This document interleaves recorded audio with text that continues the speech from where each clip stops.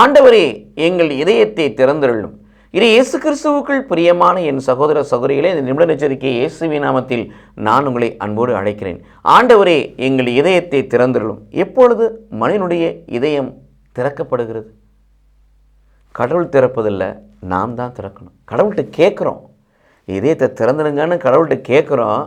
ஆனால் அந்த இதயத்தை திறந்து காண்பிக்கிற உரிமையை கடவுள் நமக்கு கொடுத்துருக்கிறார். நாம் சில காரியங்களை செய்கின்ற பொழுது நம் இதயம் கிழிக்கப்படுகிறது, நம் இதயம் திறக்கப்படுகிறது, கல்லான இதயம் எடுக்கப்படுகிறது, கனிவுள்ள சதையுள்ள இதயம் அங்கே வைக்கப்படுகிறது.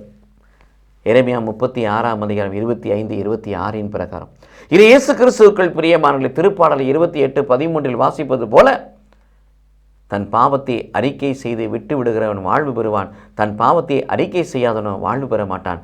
பாவத்தை அறிக்கை செய்து அதை விட்டு விடுகின்ற பொழுது இதயம் கிழிக்கப்படுகிறது, இதயம் திறக்கப்படுகிறது. சீராக் 21:1 வாசிப்பது போல, மகனே மகளே, நீ பாவம் செய்தாயோ, நீ செய்த பாவங்கள் உனக்கு மன்னிக்கப்படும்படி உன் ஆண்டவராகிய கடவுளை நோக்கி மன்றாடு, அப்பொழுது உன் பாவங்கள் மன்னிக்கப்படும். பாம்பை விட்டு விலகுவது போல பாவத்தை விட்டு விலகு. இந்த நிலைக்குள் நாம் பயணிக்கின்ற பொழுது நம் இதயம் கிழிக்கப்படுகிறது, நம் இதயம் திறக்கப்படுகிறது.